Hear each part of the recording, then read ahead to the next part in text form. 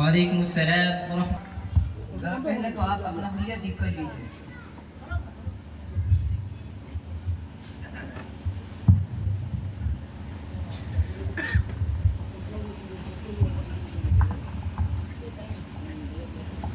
بات کچھ ایسی ہی ہے. ہم دونوں اپنا رونا ہی رونے آئے ہیں. دونوں اپنے حالات سے دوچار ہے. دونوں اپنے حالات سے دوچار ہے. دل باہر آ رہے ہیں، آنکھیں آنسو سے تر ہیں. مفتی صاحب بتائے تو کیا بتائے، زبان لرز رہی ہے. بیان تو کرنا چاہتے ہیں لیکن ہے نا چچو میاں. یہ لفظ لیکن کیا بلا ہے؟ آپ لیکن سے آگے نہیں بڑھتے. صاف صاف کرو کیا ماجرا ہے. ویسے مجھے دیگر کام بھی ہے، جگہ جگہ سے آئے ہوئے استفتاء کے جواب دینے اور فتوے بھی لکھنے ہیں. ارے حضرت، ہمیں بھی فتویٰ ہی لینا ہے. آپ ہمیں فتویٰ دیجیے. ہاں مفتی صاحب، آپ ہمیں صرف فتویٰ دیجیے، فتویٰ. ارے ارے، کیا آپ دونوں کا دماغ خراب ہو گیا ہے؟ پاگل تو نہیں ہو گئے ہو؟ ہوش میں آؤ، اپنے اپنے حالات بتاؤ. کیا مسئلہ اور کیا پریشانی ہے؟ کیوں آئے ہو اور کیا چاہتے ہو؟ کچھ بتاؤ گے جب ہی تو فتویٰ دوں گا. مفتی صاحب، دنیا مجھے چنٹو میاں کہتی ہے اور اسے چچو میاں. میں ایک کاشتکار ہوں اور یہ دکاندار. ہم دونوں پڑوسی ہیں. ایک مدت سے ہماری اپنی اپنی بیگم کے ساتھ بڑی اچھی زندگی گزر رہی تھی. ہر موڑ پر ہمدردی اور دینی لگاؤ تھا. وہ بڑی غمگسار تھی اور محبت سے ان کا دل بھرا ہوا تھا، اور بچوں کی پرورش اور گھر کی حفاظت اپنا فریضہ سمجھتی تھی. جیسے وہ بہت خوبصورت تھی ویسے اس کا نام بھی حسینہ تھا. سیرت کے علاوہ صورت میں بھی وہ اپنی مثال آپ تھی.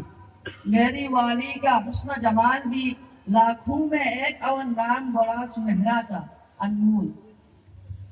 ارے چچو اور جنٹو میاں، میں نے آپ دونوں سے اسباب حیرانی اور پریشانی دریافت کیے ہیں، نہ کہ اپنی اپنی بیویوں کے حسن جمال کے قصے. اصل بات کیا ہے وہ بتاؤ. مفتی صاحب معاف کیجیے گا، اصل میں بات یہ ہے کہ کل میں اپنی بیوی حسینہ سے کہہ گیا تھا میں تو کھیت پر ہل چلانے جا رہا ہوں، تم ناشتہ لے کر آنا. لیکن اس نے دیر کر دی اور میری انتظار کی گھڑیاں بڑھتی گئی. راہ تکتا رہا لیکن وہ نہیں آئی تو میں گھر کی طرف چل دیا. راستے میں وہ ناشتہ لے کر آ رہی تھی اور مجھے دیکھ کر ہی کچھ معذرات کرنا چاہ رہی تھی، لیکن میں غصے سے سرخ ہو رہا تھا اور میں اپنا ہوش کھو بیٹھا. پھر میں نے تالاب میں تینوں گلیاں فائر کر دی تو وہ روتی چیختی گھر جا بیٹھی. چند لمحے بھی نہ گزرے مجھے دن میں ہی تارے نظر آنے لگے. اور جنٹو میاں، آپ کا کیا مسئلہ ہے؟ مفتی صاحب، میرا معاملہ بھی کچھ ایسا ہی ہے. میں نے بھی اپنی پیاری بیوی کو غصے میں آ کر طلاق کی تینوں گولیاں داغ دی. لیکن جب بعد میں ہوش ہوا تو مجھے بھی دن میں تارے ہی نظر آنے لگے. کیوں؟ کیا آپ کی بینائی میں اضافہ ہو گیا تھا؟ پھر تو تم بہت بڑے دانشور نکلے کہ دن ہی میں ستارے دیکھتے ہو. حضرت جی نہیں، بلکہ ہم پر ایک نشہ سوار تھا. اب وہ اتر گیا، غصے کی آگ ٹھنڈی ہوئی. اب ہوش ہوا کہ اب ہماری زندگی کیسے کٹے گی، کون ہماری ہمدردی کرے گی.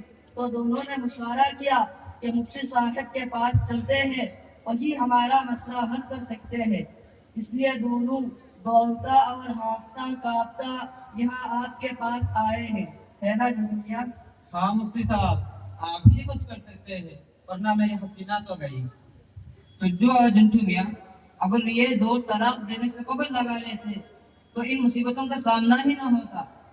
لیکن افسوس کہ جو رشتے زندگی بھر کے لیے جوڑا گیا تھا، تم دونوں نے بیک وقت طلاق کی تینوں گولیاں فائر کر کے اسے ختم کر دیا اور بے گناہ و بے قصور عورتوں پر ظلم کے پہاڑ توڑ دیے.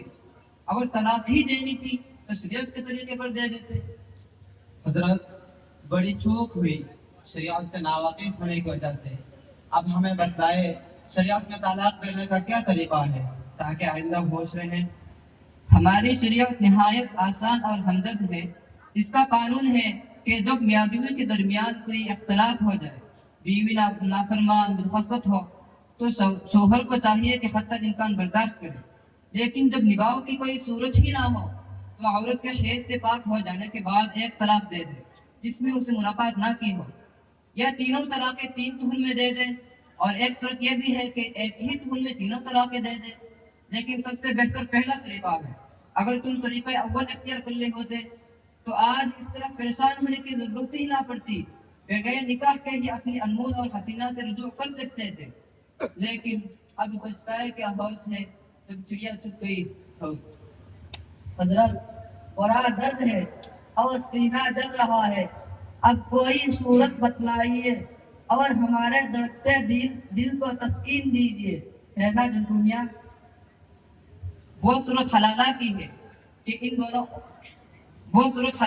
ہے کہ ان دونوں عورتوں کا نکاح کسی اور دوسرے شوہروں کے ساتھ ہو جائے، اور اتفاق سے وہ دونوں شوہر بھی تمہاری طرف طلاق دے دے یا مر جائے، تو عورت عدت گزارنے کے بعد پھر تم چاہو تو نکاح کر سکتے ہو۔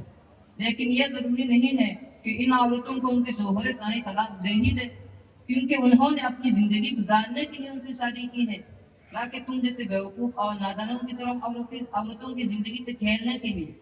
لہذا تم دونوں کو یہ دوسری راہ ڈھونڈو، اسی میں خیر۔